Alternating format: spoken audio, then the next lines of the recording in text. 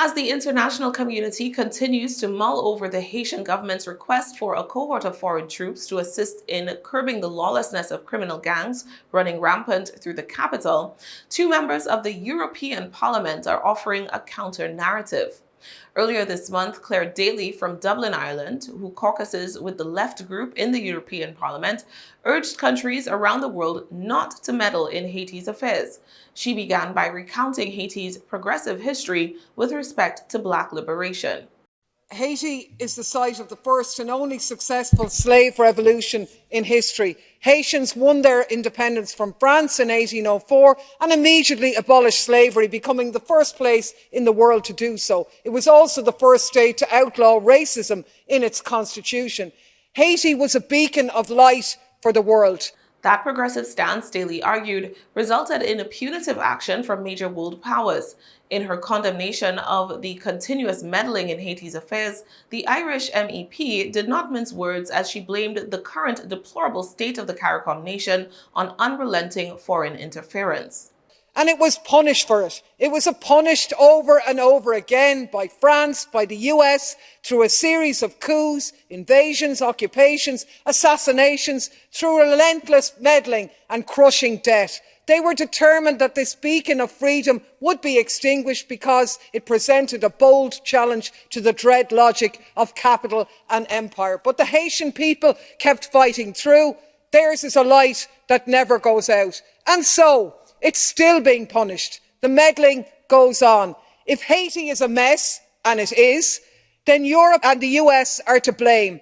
If we want to support the Haitian people, and we should, we'll stand up to the US, the world's bully, tell them to get out of Haiti and get out of it ourselves. Mick Wallace, another Irish independent who caucuses with the left group in the European Parliament, supported Daly's sentiments during his contribution to the debate on October 5th. He repeated the perspective that Haiti has been and is still being punished for its successful anti-colonial revolution. Wallace went further, arguing that following the second coup against former President Jean-Bertrand Aristide, world powers conspired to prevent Haitians from rebuilding a stable country.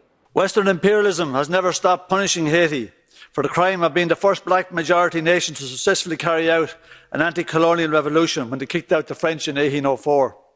Since then, the US and France have colluded to kill at least 5 sitting presidents and engineered countless coups.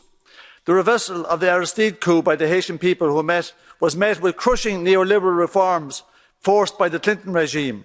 A second coup against Aristide in 2004 by the French and Americans ushered in pro-West leadership that ensured no nation building would be carried out, no investment in infrastructure that might help Haiti to prepare for earthquakes and the ravages of global warming.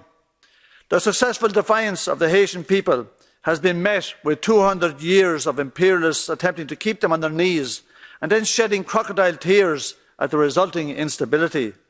I'd like to know, what right have we got to be interfering in this sovereign nation? Despite the outspokenness of these two MEPs, the overwhelming consensus among major players on the world stage is that Haiti does need and will get more foreign intervention into its internal affairs. At a meeting of the United Nations Security Council on Monday, a representative from Belize delivered the CARICOM perspective, which has been one of discussion and consultation since last July's assassination of President Jovenel Moïse. Heads of government of the Caribbean community have taken note of the appeal of Prime Minister Henry for the urgent assistance of Haiti's international partners for short-term assistance to address the security and humanitarian crises.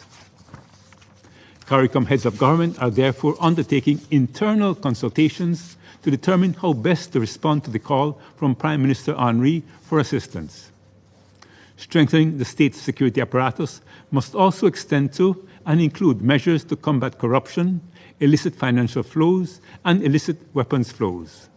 The amalgamation of these scourges is a direct threat to the people of Haiti and can have a dangerous destabilizing spillover effect on neighboring states in the region. CARICOM is deeply alarmed by the ongoing gang blockade of fuel that is prohibiting access to essential services such as healthcare, safe, reliable drinking water, and proper sanitation, which are basic human rights indispensable to sustaining lives and maintaining dignity.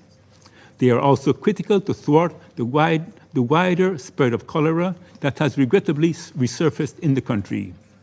This issue must be confronted immediately to prevent a repetition of the tremendous suffering experienced by Haitians in years gone by. As CARICOM member states continue to discuss what the regional grouping should do about its North Caribbean neighbor, the U.S. and Canadian Air Forces have already sent military equipment into the country to help shore up the response capacity of the Haitian National Police.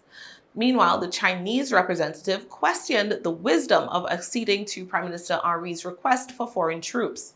Geng Shuang questioned whether such a move, prompted by a government that, quote, lacks legitimacy and is unable to govern, might backfire and trigger even more violent resistance to what some Haitians are already terming an invasion.